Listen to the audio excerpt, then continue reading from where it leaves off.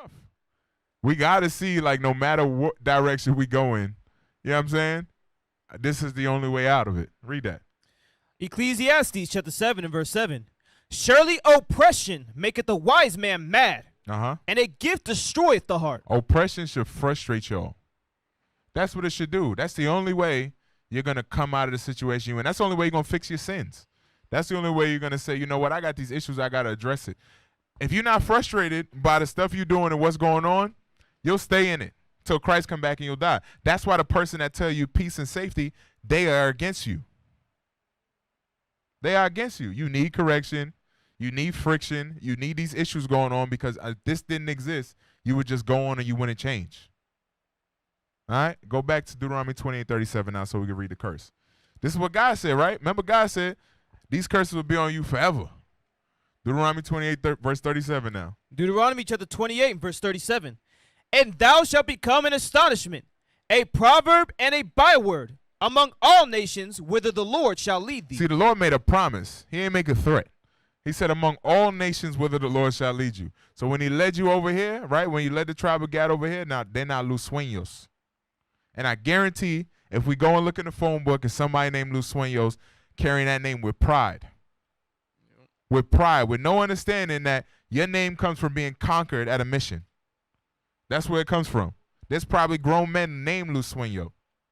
You get what I'm saying? Or people named Diego. And Diego comes from a saint, right, that they call a sin, right? That's what I call him. I call him Sin Diego. You know what I'm saying? He ain't no damn saint, right? He lied to our people and he helped kill our people. But there's somebody named after Diego. This whole place is named after somebody who was in sin. A bald-headed, bald-faced boy lover. Probably. Allegedly, right? Repping that name hard. Repping it. You know what I'm saying? Just like there's a Johnson up on Skyline of Meadowbrook right now, repping it hard. I'm a Johnson. Ready to die by his last name. Yep. You know what I'm saying? Those are our people. Those are our people. We got to get them out of this foolishness, right? Give me the next article. Give me the next one. You know what, though? Before we go there, yeah, let's go there, and then I'm going to get the last video I posted, sis. We're going to start from 10 minutes on that one, I think, or whatever time I said. So on this one, I think I wanted to start at Kumeya. Yeah, we read this like, yeah, this is it. This is the next one, right, in order. Let's read the Spanish period, and for time's sake, we are going to start at, let's see where I want to start at. Start at the permanent European colonization. The second paragraph. Okay. Actually, start at the last sentence on the last one. Look at what he said. No. They the devil, bruh. They're the damn devil, bruh. Whoa. No. Scroll up. First paragraph, last sentence. That's what he got to start at. Just so y'all can see I'm not making nothing up. Look at what they say. On November 12th, 1602, the first Christian religious service of record in Alta California was conducted by Friar Antonio de la Ascensión, a member of Vizcaino's expedition to celebrate the feast day of San Diego. The what? The feast day of San Diego. Do y'all understand? You know what I'm saying? They came over here and killed your people and set up a holiday. It's no different than Thanksgiving. Now the whole place, you were like, man, this is San Diego.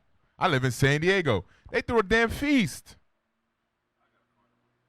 Right, they were celebrating that man.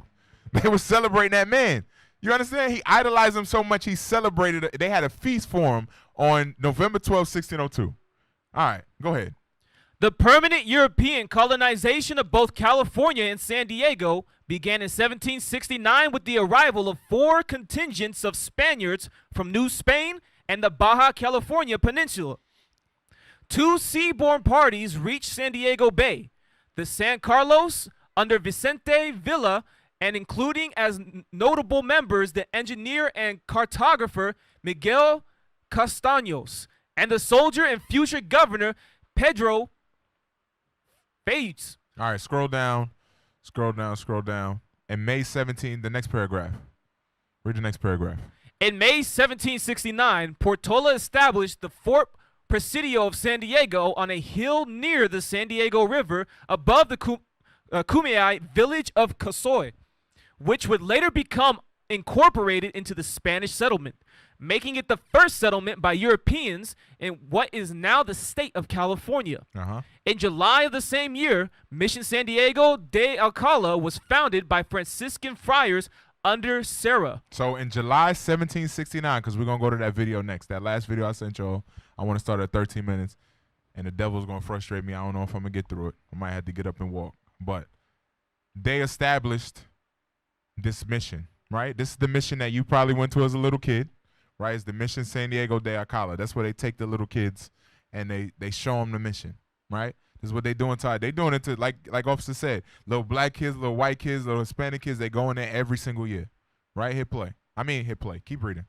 The mission became a site for the Kumeyaay revolt in 1775. So they did revolt, officer, right? So they revolted in 1775 and they burned it down, right? Go ahead. Which forced the mission to relocate 6 miles up the San Diego River. So we'll see in the video. The white woman in the video says something that I find interesting about that revolt, but go ahead. By 1797, the mission boasted the largest native population in Alta California, with over 1,400 neophytes living in and around the mission proper. A neophyte was somebody who's been initiated, so they initiated 1,400 of our people besides the ones they killed, right? That's what y'all got to be able to see. 1,400 people were now in this mission, living there. That's just one.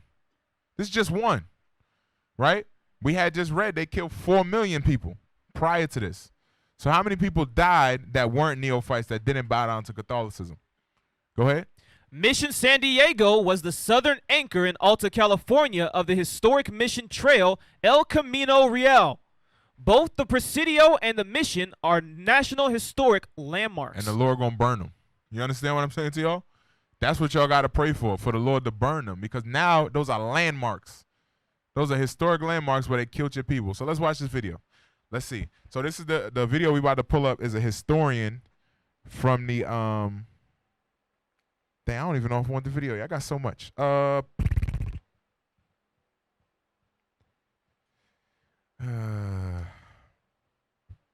It's crazy. Like the San Diego River, I just ain't gonna look at it to say anymore. They named the San Diego Bay the day after the feast of San Diego in November 13th, 1602. I've been pulling into that bay for years and didn't know it was named after a damn Edomite. Yep, named after the You devil. know what I'm saying? I've been down El Camino Real so many times, you know what I'm saying? Played ball in Presidio, for years. Played ball at Cabrillo for years, you know what I'm saying? And all of these are conquerors. All these are conquerors. You know what I'm saying? And they just put it on there. Go to I remember I dunked on Av down at Cabrillo one time. He tried to get up when I was young. I just stuffed it right in his face. Go ahead, Yasadi. You got some? Can someone read Psalms 49:11 for me? Just while y'all getting that pulled up for them. Because this is crazy. When you think about Psalms 49:11, you think, oh, they're just naming continents and countries after themselves, right? The book of Psalms, chapter 49, verse 11. Their inward thought is that their houses shall continue forever, and their dwelling places to all generations. They call their lands after their own names. So that goes into the streets that you walk down. They're so prideful, they name the very streets that you walk down, the rivers that people used to drink at back in the day. And they remember that down their generations, even to this day. For your kids to remember, I used to work with a dude named San Vicente. His last name, he's Issachar. His last name is San Vicente. Saint Vincent. Like, that's crazy. And he took pride. San Vicente. I'm like, oh, man. Dude's destroyed. They named the lands and the people in the lands after them. That's insane. And we take pride in that thing. I'm from Dago. So read 51 from the top. Deuteronomy chapter 28, verse 51. And he shall eat the fruit of thy cattle and the fruit of thy land. So when they came here, right, there's very little food and resources here, right? So they ate the fruit of thy cattle and the fruit of thy land. Go ahead.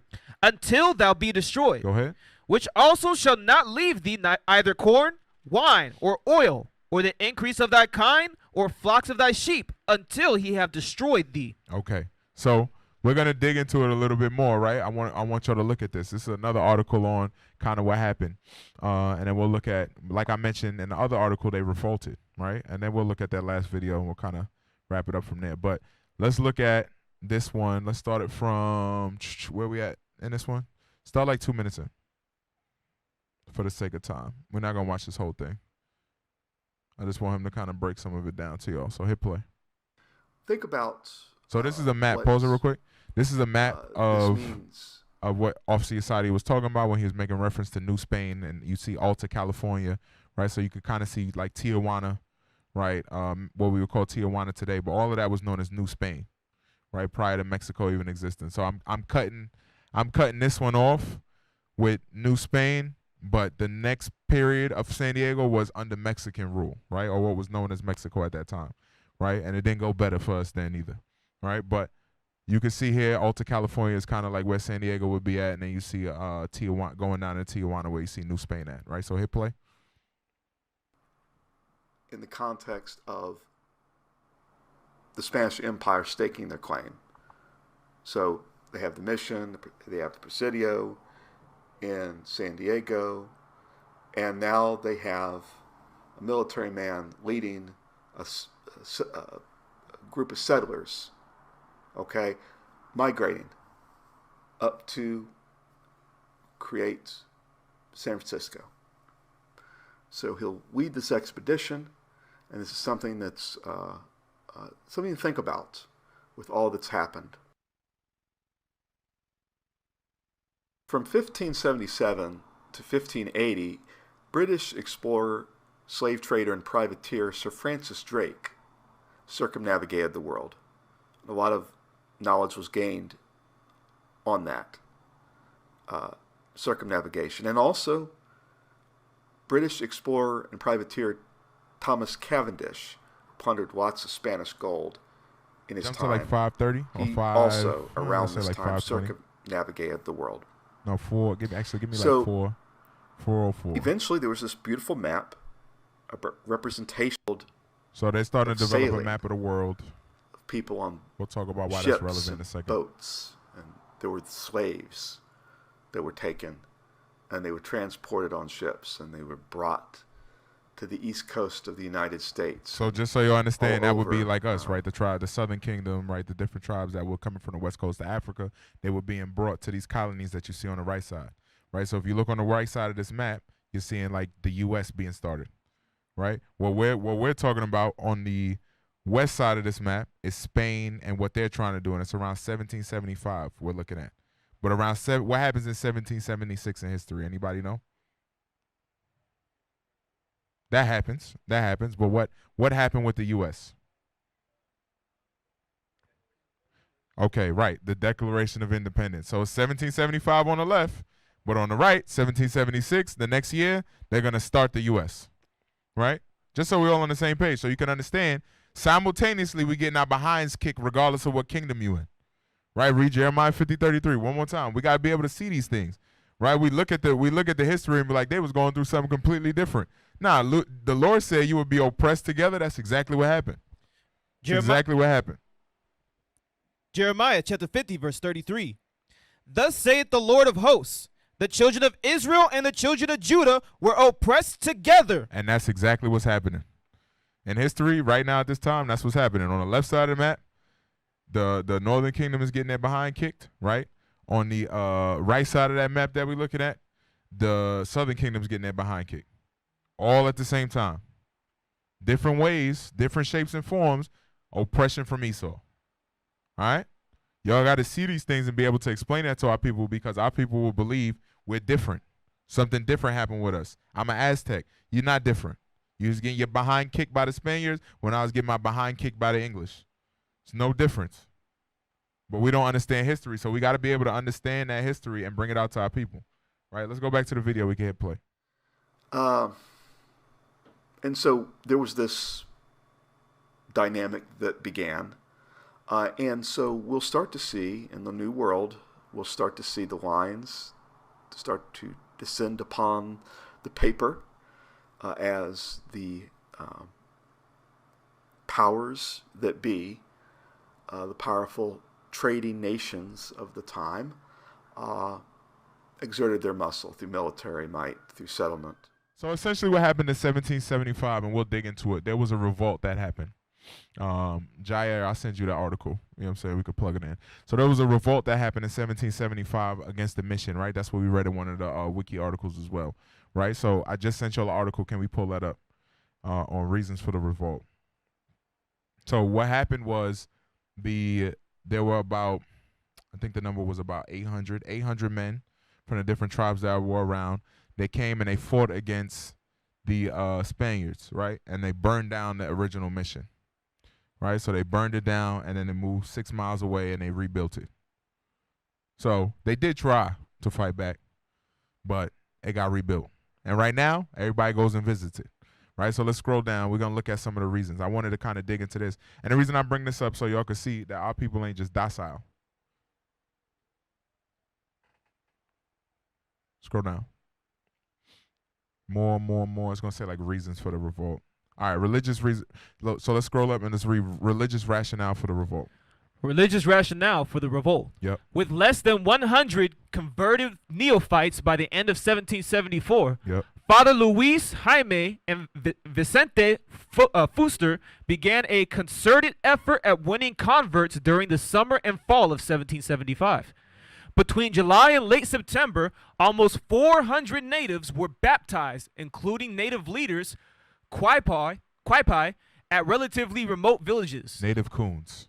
Go ahead. Several They were historians not leaders. Go ahead. Several historians have made a strong case for the rapid increase in baptisms and thus of forced contact as a primary cause of the revolt. So some believe that they revolted because of people started to be baptized and follow this religion, right?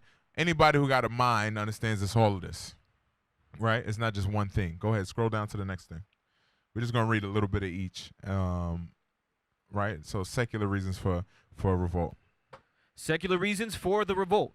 Sheer numbers of baptisms that weaken shamanistic power or raised.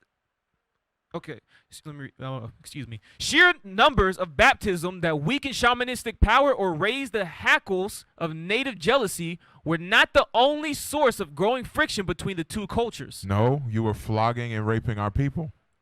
Scroll down. You see what I'm saying? So this will they'll write an article like this, right? Remember, the website is the San Diego History Center. They're trying to figure out why the people revolted. Well, I mean, if I come to your house, sit on your couch, tell you could only live in the bathroom, you can't get out the bathroom, right? And you're going to worship the God that I tell you're going to worship. At some point, you're going to break the door down. Why you break the door down? Maybe it's because you don't like the shower water, right? Maybe it's because you don't like what I'm feeding you. But how come the reason isn't I locked you in the bathroom and I took your bed and I took your house? Why isn't that the reason? Why is it all this other stuff? You see what I'm saying? This is what they do to our people, and they make us feel like we had no minds. Go ahead. You got something?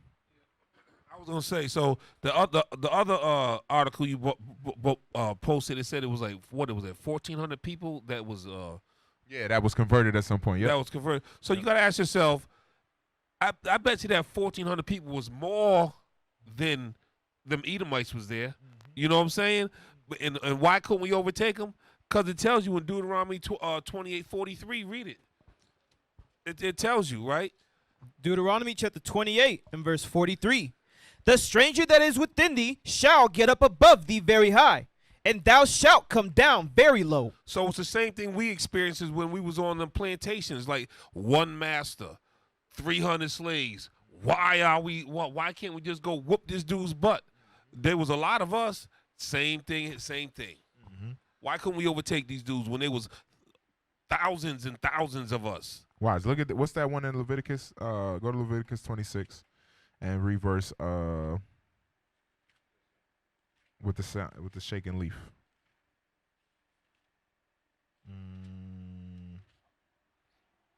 Verse 36. Leviticus 26 and 36. Leviticus chapter 26 and verse 36. And upon them that are left alive of you, I will send a faintness into their hearts in the lands of their enemies.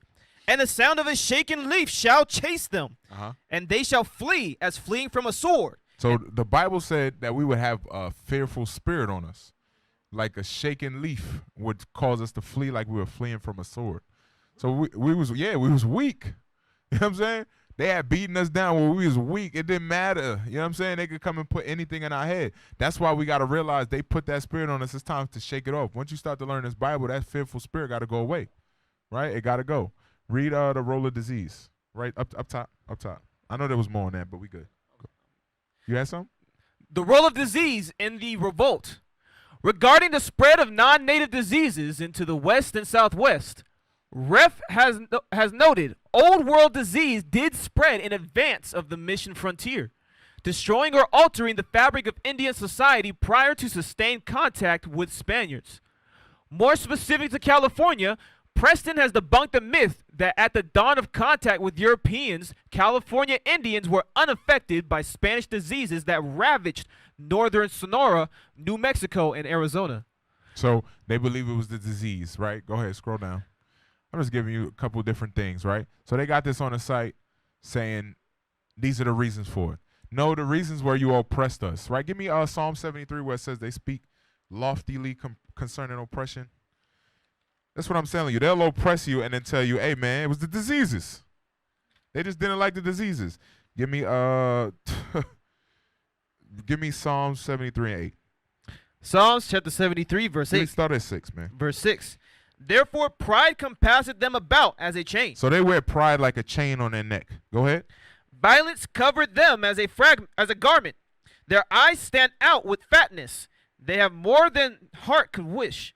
They are corrupt and speak wickedly concerning oppression. They make oppression sound like it was a choice for you to just, hey, man, I know I was whooping your behind, but you know what I'm saying? It must have been the shoes I gave you. I was whooping your behind. Why ain't that the reason I got frustrated and burned down the building? Why ain't that the reason? Why? That should be the first thing on there. We were killing you. We were raping you. We were flogging you. That's why this happened, right? And we're going to watch the other video. They make it seem as if these things were happenstance. You know what I'm saying? Like it just happened. It wasn't necessarily like it was that bad, right? So let's read the revolt real quick, and then we'll go to that other video. Revolt. The revolt. The fires of revolt were smoldering in the summer of 1775. Reportedly, native runners carried word of the pending insurrection far afield. According to Father Francisco Garces, who was with the Anza Exploration Party in the eastern deserts, the Colorado River tribes were aware of the brewing revolt and had been invited by the locals to join. An offer they refused. Ironically, Garces, who would die 6 years later at the hands of desert Indians, boasted that the eastern Indians refused to join the revolt because of their loyalty to him. As the San Diego priests persisted in their unwanted conversions. See, that's clear, right? They knew they were unwanted, but they don't know why they revolted. Go ahead. October came and went amid a heightened air of tenseness and a flurry of native restlessness. When the attack came shortly after midnight on November 5th, 1775, the Spaniards were ill prepared. 11 men represented the entire force at the mission itself, and a similar number of soldiers constituted the garrison at the Presidio 6 miles to the west. While the Presidio guards apparently dozed through the early morning hours, warriors from at least 15 villages attacked the thatched and brushed mission. Go ahead, scroll down. Within a matter of minutes, Father Jaime was pierced with stone arrow tips and beaten to death. Jose Arroyo, a blacksmith, was slain, and Ursulino, the carpenter, also met his death. The survivor fought off the attackers amid flashing muskets and terrified confusion. Fearing reprisals and counterattacks from the soldiers at the nearby Presidio, the aggressors did not press their advantage and instead fled into the interior. The impoverished mission yielded a scanty booty, religious icons, clothing, and trinkets. All right, so they burned down the mission, right? So the original mission got burnt down. This is what happened. They burned it down in the middle of the night, right? Killed the priest that was in there, right? And then they rebuilt it, right? So we can go now to the last video I sent you. I think it's the last video I sent you. It was a 13-minute one. Or the one I wanted to start at 13 minutes. Let's look at that. Then we'll look at some other stuff. We'll wrap it up. So we got to be able to see these things and understand what happened. So this is Esau talking to Esau. The woman on the right is a historian at the mission. So she's going to break down to you what happened there, right? So listen to the question that the devil asked the devil. and I'm a lot older than a lot of people watching, but we never learned about the treatment of the native people here, and some of the things that have come to light over the years about the treatment of their culture and maybe the diseases that were introduced by some of the Europeans coming in. What do you tell people when they bring up that kind of like that side of history that's been kind of swept under the rug for a little bit? Or just the opposite. I always find it cyclical. All of a sudden, people will be all upset about it, and then it just kind of goes away. And then over the years, some people want to romanticize the missions too much. And then there's other people who want to vilify the missions. In the beginning, when they were still on Presidio Hill, there were problems, not major on Presidio Hill, but with the interaction with the soldiers. The soldiers had the big leather jackets. They were carrying the weapons and stuff like that. You saw the devil, the native people. Not major. You know what I'm saying? I know we were finna come in with a 10-year plan and kill everything moving. It wasn't that bad. She just called it a problem. Small problem. She said it was a small problem. It was not major. They were whooping people, flogging them, and she says it was not major. I'm telling you, read that Psalm 73:8. Esau's the devil, man. Psalm chapter 73, verse 8. If you want mercy from these people, good luck. They are corrupt and speak wickedly concerning oppression. They speak loftily. Next verse. They set their mouth against the heavens. Everything they say is against God, and they don't even realize it. To say that was a small problem, you beat the children of God. You made a white Jesus and then beat the children of God. Go ahead. And their tongue walketh through the earth. All right. Hit play. I don't know if I'm going to make it, man. This is the one I wanted to pause on. Go ahead, hit play. People were not used to seeing, number one, any kind of cloth or leather. If the Native Americans were afraid of the military. Our second pastor, Father Louis Jaime, said, I want to move the mission away from the military. I only need 2 of them. I don't need 20 of them. So he had to, and in order to do anything in those days, they had to go back to Baja California. They had to go back, get permission from Mexico City, actually, from Franciscan headquarters. Can I change this? So he was given permission. And so with the native people, this site was chosen. The native people had a village here called Nipaguay Village. And that's why this site was chosen to re-establish the mission. At that time, Father Jaime had very good rapport. They loved Father Jaime. He was a young priest when he moved the mission. One night, a year after he established it, they came here in August, a year the following November 5th, 1775, there was a huge raid here. The Native Americans, 600 to 800 strong, came to the mission and were raiding it.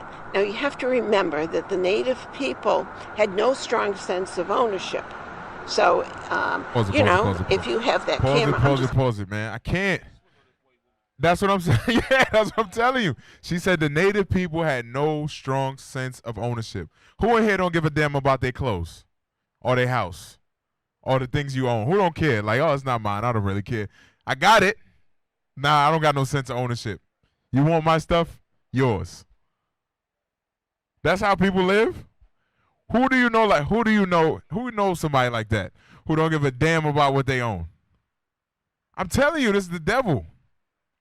I'm telling you, this is what they believe in their mind. So you got to tell your people, because this is what they're telling your people. The natives had no sense of ownership. Go ahead, officer. Yes, sir. She was referring to the stuff that they stole. They didn't have no owner. They didn't have a sense of ownership because they now owned it. Right. Meaning, when you took my house and my car and my land, I didn't really feel bad. Right. That's what she's saying. Right. Exactly. Now, all right. The thing that's crazy is they always try to paint it like, oh, the natives were people who were very friendly and will let you come over. Cool. We had laws about, hey, if you have a stranger in your house of your own people, let them stay, give them housing. But Esau said, yeah, we're gonna take your house. Actually, well, no, they didn't care. They didn't care about it. They took your house, changed the locks, and put you on the outside and said, yeah, well, you let me stay here. Exactly. You let me. They didn't have a strong sense of ownership. You said, yeah, exactly. That's what I'm telling you. You gotta hear. That's that speaking loftily concerning oppression. Hit play. It's going to take it from you, and you can take something from me. They weren't like us, that this is mine, that's yours. And so, and the Franciscans understood that. They don't have a strong sense of ownership, so don't put, our values on them because it's a different culture. Anyway, so they started looting the mission, and they were taking chalices, and they were taking, cloth and things out of it. And a lot of people feel that they came just to kill the pastor. I don't see that in the documents I read. I see that they wanted this stuff, and there were always open fires at night. It was November, probably cool. One of the fires, I believe, just caught fire, and all of a sudden they had to go into defensive Is that on mode. this site? This site? Oh, Right. wow. Where that crosses? Oh, okay. Father Jaime woke up because his quarters were right by that area, and his love God, my children, is what he, ama a Dios in Spanish. He would run out to them, and he ran out to them, and they stoned him because they were afraid Praise of the God. military. Praise God. Go ahead. Who Somebody they has knew some were sense. just 6 miles down the road, and so they killed him, and then the mission was on fire. And a lot of people say they set it because there was another priest there, Father Fuster, and he wrote a detailed report the next day, and he said, I just woke up and they had set the fire. And I'm going, wait a minute, if you just woke up, how do you know they set it? You're like an investigator. Right, it's like, Yeah. Makes sense. When we're training the docents, I'm saying, don't put words or thoughts into the native people. Now, we can't talk about the missions without talking about the native people who were here when the Spanish arrived. Now, throughout California, there are different bands. The ones in San Diego were called Kumeyaay, but occasionally you'll see them called Degano or Mission Indians. That's them being in subjection to this man, right? That's what you're looking at, right? Hit play.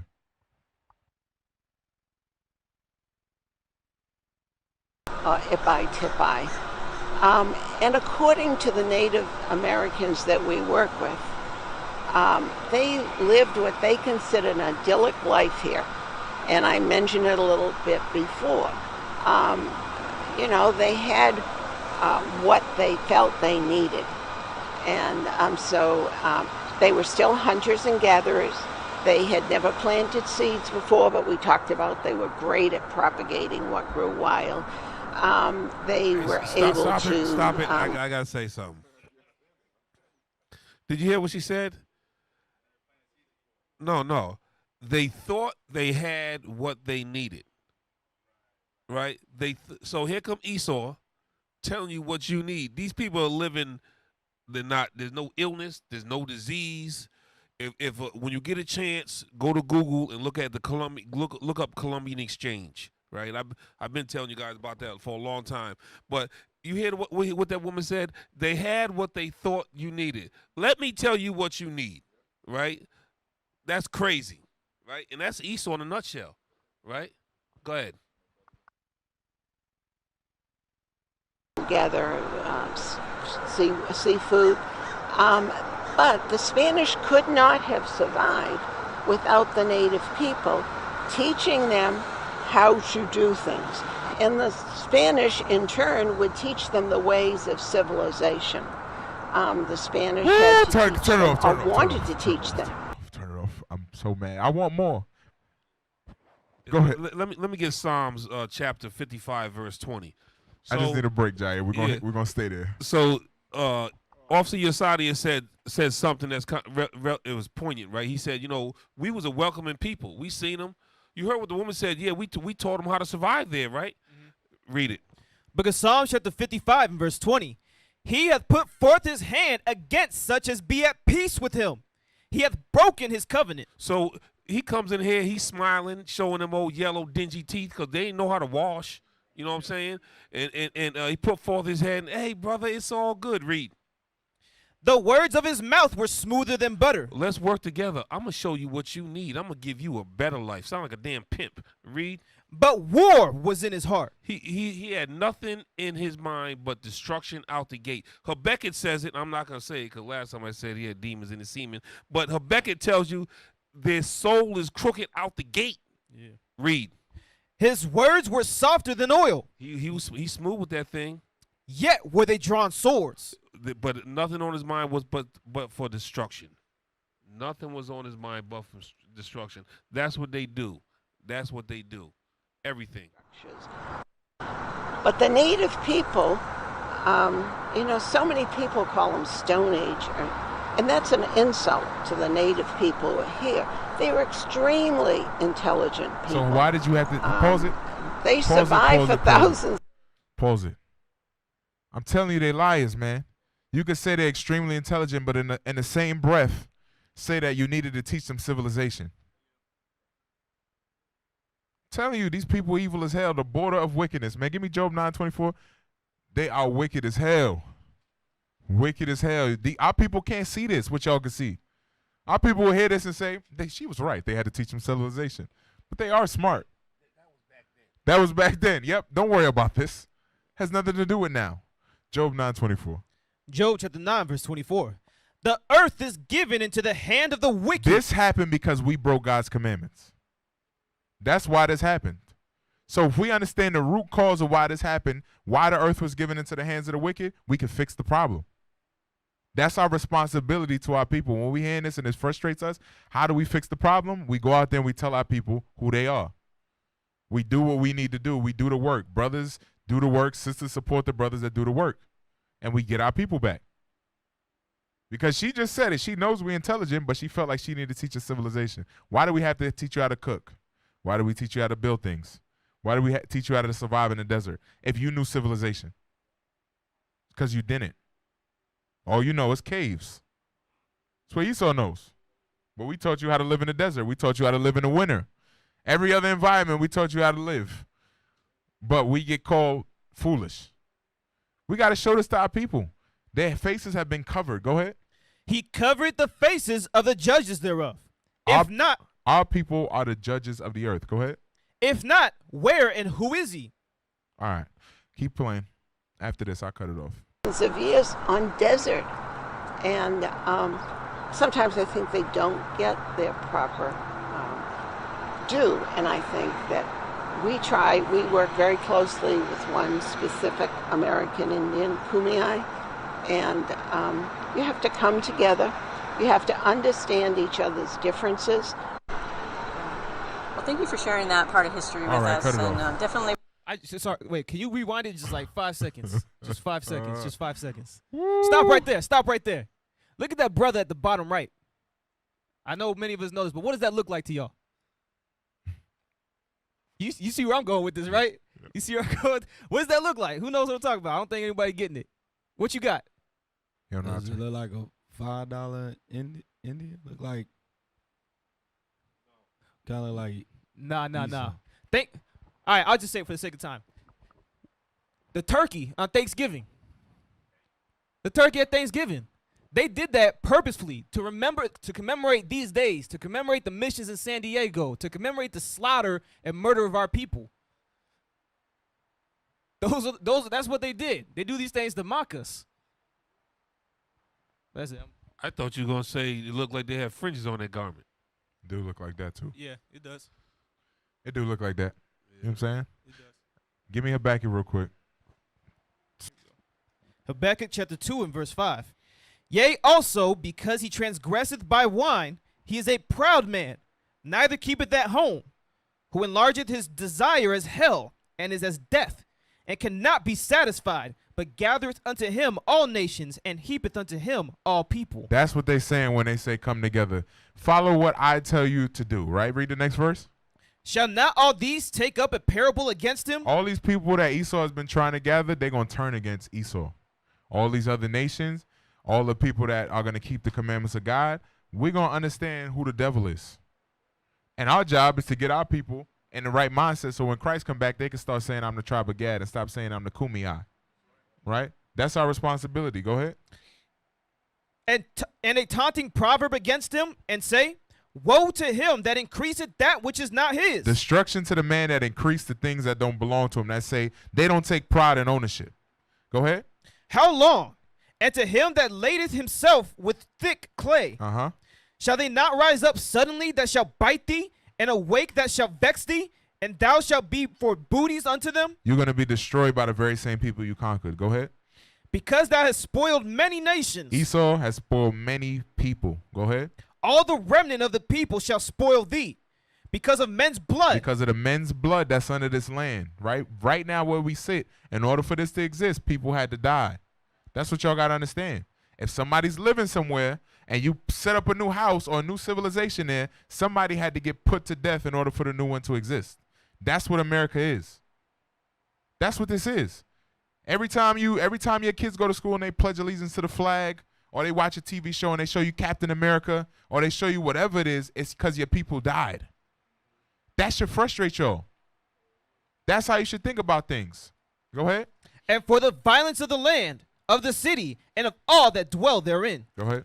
Woe to him that coveteth in evil covetousness to his house, that he may set his nest on high, that he may be delivered from the power of evil. Thou hast consulted shame to thy house by cutting off many people, and hast sinned against thy soul. Go ahead. For the stone shall verse 12. For the stone shall cry out of the wall, and the beam out of the timber shall answer it. Woe to him that buildeth a town with blood. That's what San Diego is. A town that was built on blood. Go ahead. And establisheth a city by iniquity. This city was set up with sin. That's why it's called San Diego. That's how y'all should view it. And the Lord said destruction to that place. That's how you should look at it. Shouldn't look at this place like it's the most fun place to live. Shouldn't be your mentality. Now let's pull up that last article I sent, the second to last one I sent y'all real quick. I'm going to drop some of the other stuff I got. Even though I want it, for time's sake, let's look at this. Because I guarantee a lot of people don't even put 2 and 2 together. Huh? No, it's the second to last one. Is it in there? Nah, I didn't come. It's not sending. I'm going to try to send it to you directly. All right, pull it up. Yeah, that's it. All right, cool. Yasadi, let's read some of this real quick. I don't want to go over. San Diego Padres. Why are the Padres nicknamed the Friars? Never even thought about that, right? Never even thought about it. I guarantee we don't even think about that. We don't even, Matt confused. You see his face? That's what I'm saying. We don't even, what do you, something clicked for you. What clicked? Soon you said San Diego Padres, it clicked. Because we focus on stuff like Florida Seminoles, Atlanta Braves, Cleveland Indians, Washington Redskins, but you don't think, because you don't delve dive that we're doing right now in what it's about, and boom, right there. Yep. Right in front of you. What's a Padre? A father, right? A priest. Hey, and the crazy thing on their logo, they got that little white dude with the hairdo. Yeah. You know what I'm saying? Yeah. And it's on Friars Road. I'm telling you, it was on Friars Road. They don't now, but yeah, you're right. They don't give a damn about you. No. You see what I'm saying? Niggas and spics. That's how they think. They set up a team and you go put on the jersey and go celebrate it. Burn your jersey, Jericho. I seen you with one the other day and I had to hold it in. I had to wait until I did this class. You know what I'm saying? I had to wait till I did this class. I'm like, I ain't going to get him yet. I'm going to wait till we get here and I'm going to explain it to him, right? Read that. Ever since the team's inception in 1969, the San Diego Padres have been known as the Friars. Where does this widely used nickname come from, and what is the origin of the team's name in general? The San Diego Padres have a rich history, winning 2 pennants as well as 5 National League West Division titles. Fans have fond memories of past teams. But jump down to like the 4th paragraph. We'll try to speed it up. In short, a friar, as used in Catholicism, is another term meaning a priest or a deacon. A padre, in the language of Spanish, is translated to mean father. In Catholicism, much like the term friar, a father is also referred to as a priest. Thus, the connection.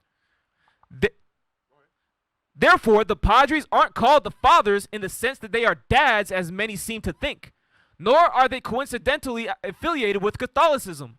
The reason for this team's nickname goes back many years and is a very interesting story. Go ahead. It's going to tell you. Look what they say. The name of the Padres goes all the way back to the city's founding in 1602. Amazing. Go ahead. The first European to visit the west coast of California was Rodriguez Cabrillo in 1542. But San Diego was not given its name until 1602 when Sebastian Vizcaino held a Catholic service in the new land. All right, so we'll stop there. So San Diego Padres refers to them conquering your people. So they killed your people and set up a damn baseball team. You know what I'm saying? I'm telling you, give me Galatians 6 and 7. Killed your people, set up a baseball team. But hey, man, look, that's what I'm saying. We'll go to the games and be like, man, I love the Padres. I want to play for the Padres. Do you? Galatians 6 and 7. Galatians chapter 6 and verse 7. Be not deceived. God is not mocked. God will not be mocked. Go ahead. For whatsoever a man soweth, that shall he also reap. So we just read that in Habakkuk. What they put out is exactly what they're going to get back. Give me Matthew 23 and 9. God is not going to be mocked, man. Okay, go ahead. Set up your team. Call it the Padres. Maybe my people ignorant. They don't get it. They go to the Padres games. I guarantee you somebody from the Kumeyaw tribe going to a Padres game with a Padres jersey on. Not even knowing they killed their people. Read that. Matthew chapter 23 verse 9. And call no man your father upon the earth. This is what Christ said. Go ahead. For one is your Father, which is in heaven. They're nobody's father. Right? So we shouldn't be calling the priest that. Give me Sirach 27 and 28. We speeding through for time's sake. The book of Sirach chapter 27 and verse 28. Mockery and reproach are from the proud, but vengeance as a lion shall lie in wait for them. So vengeance is coming for those people that mock you. That's what's coming. And that's coming in the form of the Lord. But what we got to do is do our part. Right? We got to do our part, show our people who they are, teach them why we fell into this position in the first place. Right? Sisters got to support this. The children got to be brought up in this so that we could get back to where we're supposed to be. Because we wasn't supposed to be at games rocking Padre jerseys. Right? That's not our legacy. You know what I'm saying? That's not our legacy. So we got to show our people they making fun of you when they do that. They're literally making fun of our people when they do that. Right? Give me I kind of want that other article. Give me that other article real quick. I'm gonna wrap it up. Yes, sir. The one I gave you. I got to show people what's going on, what the Padres is doing. I got to show them what the Father's doing in San Diego. They got to see. You know what I'm saying? You might think they changed up. You might think they changed up. Huh? All right, read that a little bit, Yesada. Let's hurry up. Sexual abuse scandal in San Diego Diocese. No, okay. The sexual abuse scandal in San Diego Diocese is a significant episode in the series of Catholic sex abuse cases in the United States and Ireland. All right, scroll down. This is from 1990. Look what they said. Scroll down. Abuse cases occurring before 1990. Diocesan officials acknowledged that these cases, except for a few, were legitimate and mostly occurred before 1990. All right, so we're going to see now. I said these were legitimate. Go ahead. The few that were not considered legitimate were placed in a global settlement, and due to the settlement, will not be challenged. All right, read the next section. These are quick sections so we can get through it fast. Attempt to file for bankruptcy. So they attempted to file for bankruptcy. Go ahead. On February 27, 2007, the Diocese of San Diego filed for Chapter 11 protection, hours before the first of about 150 lawsuits. How many? Of about 150 lawsuits. 150 cases. You understand? Scroll back up to the top. What is this about? Sexual abuse in the Catholic Church. There was 150 cases tried at one time. What they tried to do to get out of it was file for bankruptcy. To say they didn't have no money. You're dealing with the devil. I'm telling you, these are the people, these are our enemies. Go ahead, scroll down. Go ahead, read. Gotta hurry up. Was due to be heard. San Diego became the largest diocese to file for bankruptcy. $198 million settlement. On September 7, 2007, the Roman Catholic Diocese of San Diego agreed to pay $198.1 million to settle 144 claims of sexual abuse by clergy, the second largest payment by diocese, terminating 4 years of settlement talks in state and federal courts. Allegations against the bishop. Robert All right, Baum. you can stop there. You can stop there. So they settled an $198 million settlement in 2007. That took 17 years for settlement. Y'all got to see who y'all dealing with. You don't think they still raping little boys in there right now? That's what's happening in the Catholic Church. Just like they was doing to our people when they came over here and set it up. That's what this is rooted in. And the Catholic Church ain't going to teach your people no law, statutes, and commandments. Give me, my bad, Jerry. I got to pull it up. Give me the one that says business owners in Barrio Logan. Real quick. We're not going to watch the whole thing. Hey, and while you're pulling that up, the thing that's heavy about what you said is they didn't just start raping people out of nowhere. That had to have been an established pattern for them to think it's okay. So that was happening to our people for generations. It only becomes an issue when Edomite kids start, little white boys and white girls start getting touched. Correct. When people start complaining. People with power, because guarantee little Hector's family ain't suing. You know what I'm saying? Real quick. It's at the top. It says business owners and Barrio Logan complain. And then give me Leviticus 19:29. This is from 3 weeks ago. You ain't got, just play a little bit of it. We're going to cut it off. I want to get out of here. You know what I'm saying? My bad. If y'all got to get off, go ahead, log off. If you got to leave, you can leave. Hit play. We're getting more complaints from business owners off Main Street in Barrio Logan about prostitution they say is out of control there. This is Some Barrio say Logan, a new state law predominantly decriminalizing Hispanic loitering community. is making the problem worse. CBS 8's David Gofferson got video from this past weekend and went to the neighborhood today to see what's happening there. It's getting worse. You know, the hookers are there day and night. All you have to do is look at this one video clip from Dalbergia Street in Barrio Logan, and it tells the entire story. A parade of prostitution this past weekend as the Johns drive by and count them 1, 2, 3, 4, 5, 6 women on the street flagging down cars appearing to solicit. So now give me Leviticus 19:29. If the Catholic Church was teaching the Hispanic men and women this wouldn't be happening. Y'all have to see y'all importance. If they were pulling this scripture out, this wouldn't exist. Leviticus 19:29. Read it. Leviticus chapter 19, verse 29. Do not prostitute thy daughter to cause her to be a whore, lest the land fall to whoredom and the land become full of wickedness. So if we were teaching that, if the Catholic Church was teaching that day in, day out, then people would follow that. But they're not teaching that because they support things like this. Y'all got to understand your value and your importance, right? We're going to wrap it up. Give me Psalms 94:16.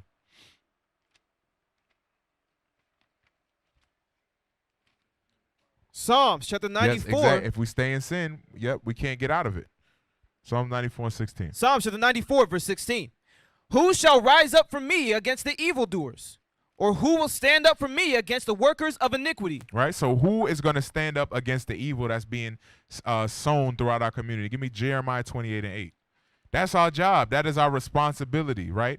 It's to raise, if you're a sister, is to raise your kids in the right mindset so that ain't happening, right? If you're a male, right, or a brother in here, your job is to get out there and teach your people. If you're not getting out there and teach your people, there's other things you can do, right?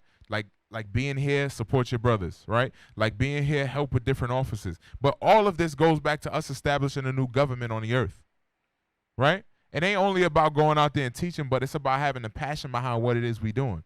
What we're doing is reversing years of destruction. Years of destruction. Some of y'all come in here, y'all was on weed every single day. Y'all don't even smoke no more. Y'all ain't thought about smoking. That's the Lord. You know what I'm saying? Some of our sisters was strippers. You know what I'm saying? They was loosey-goosey, right? I'm not even going to look over there. I might get a stare. You know what I mean? But my point is the how you know, right? He talking about me, how you know? Cap talk too much. Nah, look, that was their life. Some of y'all was whoremongers. You know what I'm saying? Some of y'all was burning Mount Vernon, right? That's what I call Mount Vernon, New York. Burning Mount Vernon. That's what I just, you know what I'm saying? Shout out to headquarters. But, all right, read that. Jeremiah 20. I'm going off the deep end. 28:8. Jeremiah chapter 28, verse 8. You need to wrap it up. The prophets that have been before me and before thee of old Yes, prophesied both against many countries and against great kingdoms of war and of evil and of pestilence. And that's what we got to do. We got to prophesy against these kingdoms that continue to push wickedness against our people. So y'all got to do the research to be able to explain that to our people. Last thing, give me 2nd Ezra 14. I think it might be 16. Let's look at it. I think I might have wrote it down wrong. It might be 16 and verse 14. 2nd Ezra 16. No. 16 and 18. Nope. Hold on, wait. 14 and, what did I say? 14 and 18? That's not what I want. Give me 16 and 21. Yeah, 16 and 21. The I book was of looking at the wrong thing. Hold on. I think it is 16 and 14. 16 and 14. Go ahead. 2nd Ezra chapter 16, verse 14. Behold, the plagues are sent, and shall not return again until they come upon the earth. No, that wasn't it. Give me verse 18. It was verse 18. Verse 18. The beginning of sorrows and great mournings, the beginning of famine and great death, the beginning of wars, and the powers shall stand in fear, the beginning of evils. What shall I do when these evils shall come? So this is just the beginning of the evil that we see, and Bishop keeps going over it for a reason, right? So the things y'all seen in San Diego, I pulled that one video of prostitution just to get in your mind. It's getting worse. Things are getting worse. That's just one thing. Homicide is up in this city. Everything's up. So all that, San Diego's the most fun place to be. You got to get that out your head now. I'm telling you, it's going to be, San Diego's going to turn like Chicago, right? We're going to read the prophecy. Give me verse 40. Watch. Verse 40. O my people, hear my word. Make you ready to the battle, and in those evils be even as pilgrims upon the earth. So there's going to be many evils that come in all these cities of America. That's how this place is going to fall. You think it's going to fall with order and structure and it being the most fun place to be, or is it going to fall in chaos? That's what's going to happen. So don't get comfortable here. Don't say in your mind, hey, I could chill out and I just got to keep going through the motions. No, you need to stay active. You need to stay dedicated as you were when you first came in here, or you're not going to make it. This thing going to pull you out. You're going to be at damn SeaWorld when the destruction coming. You're going to be at SeaWorld enjoying yourself, not realizing, watching damn Shamu, not realizing this place is going to hell. Because you ain't watching, because you thinking peace and safety. Give me Mark 14:38 and I'll shut up, man. Mark 14:38, man. And we all got to look out for each other. It's easy to fall asleep here. It's easy. So me doing this class is just to remind you, again, there's a lot going on. I ain't even touched Judah yet. Judah next. You know what I'm saying? They did Judah dirty out here. Filthy. Mark 14:38. Mark chapter 14, verse 38. Watch ye and pray, lest ye enter into temptation. The spirit truly is ready, but the flesh is weak. So your spirit is ready for the kingdom of God, but your flesh is going to stop you from getting it. So you got to constantly fight. That's why y'all got to watch these Tuesday classes. Y'all got to show up to the school, talk to your brothers and sisters, do things to keep your spirit on fire. Do what you need to do to keep your spirit on fire, because if you don't, then the end is going to come and you're going to be on peace and safety mode, and it's going to be a wrap for you. So don't let San Diego, the sins of San Diego, pull you down. What is a nation? Nation is family. Nation is community. Nation is men leading by example. Nation is women's support. Nation is children with role models. Nation is unity. Nation is you.